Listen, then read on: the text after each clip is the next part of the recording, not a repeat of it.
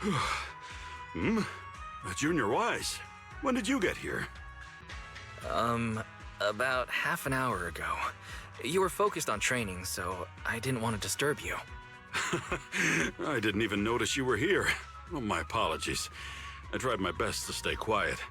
Did I wake you up anyway? No, I couldn't fall asleep, so I decided to take a walk. Speaking of, why are you training in the middle of the night, Senior Yinhu? Well, there's no fancy reason behind it. It's just that I feel myself lacking in terms of training, especially when I see Shifu, Senior Fufu, and Senior Shuyuan excelling in theirs. It's hard to sleep whenever the thought crosses my mind. So after some tossing and turning, I decided to get up and have something to eat. But then I overate the buns and ended up feeling bloated. So that's why I'm here, to train and burn off some of the extra energy. Ah, I see. And here I was thinking you were so disciplined that even insomnia turned into training time. Oh no, I'm not that hardworking. However, training is great for self-discipline. Good food fills the belly, and good training nourishes the spirit.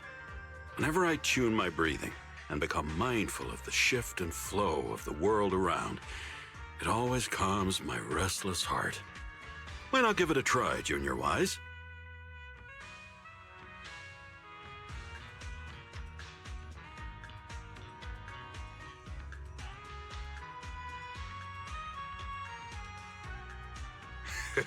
I told you. It's great practice. This was the very first lesson Shifu taught me back then. The first lesson Yishan Shifu taught you? I'm intrigued. Can you tell me more? Huh? That's what intrigues you. Well, sure. But your impression of me might change after. And it's not really an interesting tale. Are you sure you still want to hear it? Of course. As long as you're willing to tell it. All right. Before meeting Shifu and becoming a disciple of Yunhui Summit, I was a wanderer roaming about New Eridu with no family. The only thing special about me was that I'm a panda thyran. As you know, bear thyrans and cat thyrans aren't that rare, but things are different with panda thyrans. Despite the sprawling city, I had no kin and could only rely on myself to get by. Those were tough days. I hadn't learned how to cook, nor did I have any other skills. I was starving every day, scraping by with odd jobs. You can never truly appreciate food until you've starved. I learned very quickly that if I wanted to eat my fill, I had to rely on my skills. So that's when you came to Yunhui Summit and became Shifu's disciple? Huh? Oh, of course not. There's still a ways to go. I became a hollow raider. Turns out, my ether aptitude is pretty decent, and I had enough raw strength to brawl my way through hollows. So I was able to feed myself by selling all the valuables I plundered during those expeditions. I couldn't care less about those who stood in my way inside the hollow. Ethereals, bandit gangs, other hollow raiders, you name it. I treated anyone who tried to take my loot to a face full of punches. Until one day, I found a rare trinket in the hollow. Something important related to porcelain, I thought. I wasn't sure back then, but I knew it was worth a fortune. And that's when a lady with white hair and garments approached me. I bet you must have guessed by now. Yep, that was Yishun Shifu. I get it. She saw your potential and wanted to enlighten you. She told you to give up the Hollow Raider business and become a disciple of Yunhui Summit, right? Huh? Of course not. We're just getting started.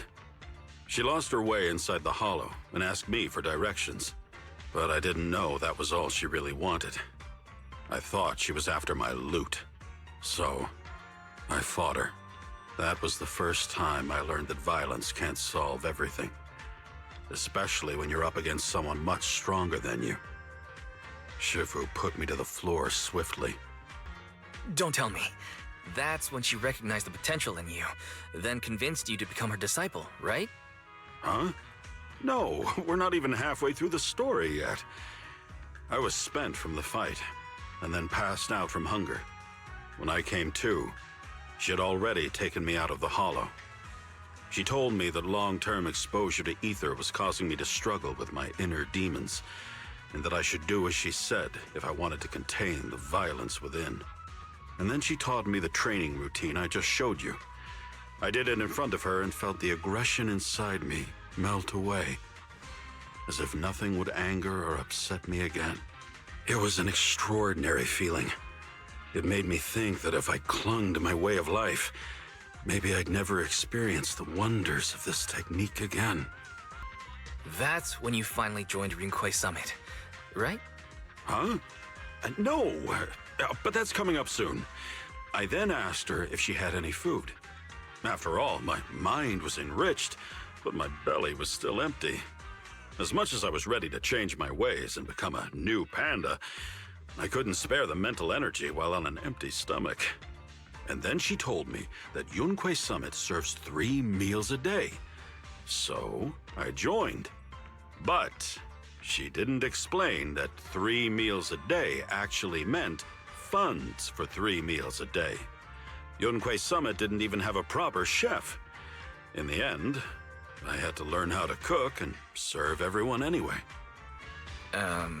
Well, your past is, how should I put it, filled with twists and turns. Or a tangled mess, right? It's all right, because I think so too.